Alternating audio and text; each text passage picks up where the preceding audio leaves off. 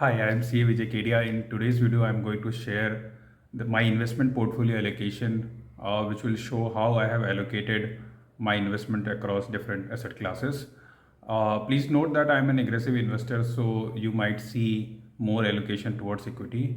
But you should reach out to your financial advisor who can help you to assess your risk profile, and based on that, he or she can help you to design the right portfolio allocation. I'm also going to share my investment philosophy behind that allocation. So stay till the end of this video. And if you find this video useful, please don't forget to like and subscribe. With that, let's start. So this is the pie chart I have created based on my latest investment portfolio. And so these are the different segments showing my allocation to different asset classes. And if you see here, I have allocated almost 60% of my portfolio towards mutual fund and also some portion to NPS. And then 10% plus is on in equities, direct equities, and 9.5% in foreign equity. So combine all three, the total equity allocation is around 80%. So in mutual fund, I already made a separate video. So I mostly invest in index funds, one flexi cap fund, and some mid cap and small cap funds.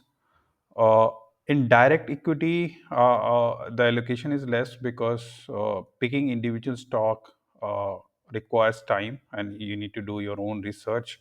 So I use direct equity for some themes which I want to invest in. For example, say if I am bullish on EV sector or AI or some businesses which have their monopoly, I try to build that kind of portfolio through equity.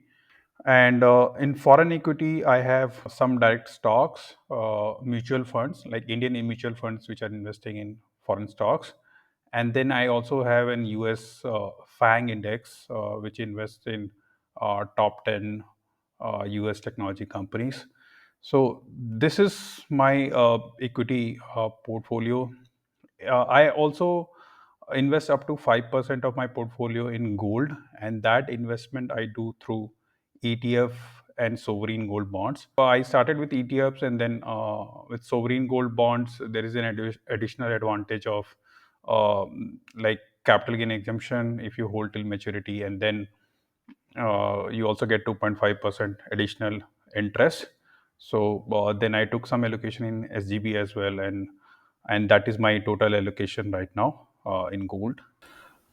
Under debt category, I invest only in EPF and PPF, and there are two reasons for that. First, when I'm investing in debt category, my requirement is that I don't want to take risk, because if I want to take risk, I can always invest in equity. So EPF and PPF are backed by sovereign guarantee, so there is almost zero risk, because even if you invest in debt mutual funds, which is investing in bonds, there is always a default risk. And second reason is now for debt mutual fund, they are taxed at your slab rate whenever you sell, which is not tax efficient. So if you're in 30% slab, you'll pay 30% tax. But in case of EPF, 2.5 lakh contribution from your side, and for PPF, 1.5 lakh, on which you'll earn tax-free interest. So that is the reason I prefer EPF and PPF over debt mutual funds. I also keep around 5% in cash. Right now, its percentage is more because I redeemed some of my equity portfolio because it went beyond 80%.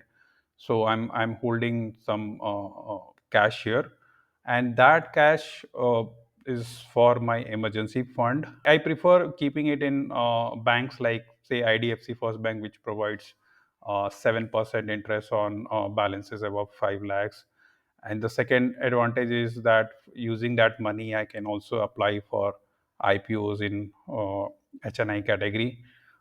So that's why I keep that money in bank, where I get the decent interest, and which is my emergency corpus, and at the same time I can use that for IPO application in HNI category. This is the summary of my portfolio. So one thing you would have noticed in my portfolio is that I don't have any investment in real estate. So I don't put money in real estate as an investment. Right now I'm living in a tier 1 city where I'm living in a rented accommodation. My plan is to move to a tier 2 city after I stop working, and that's where probably I'll buy a house for myself by redeeming some of my investments. Hope you like this video. If yes, please hit the like button, subscribe if you have not done already, and do share with your friends and colleagues who might find it useful. And I'll see you in the next video. Thank you.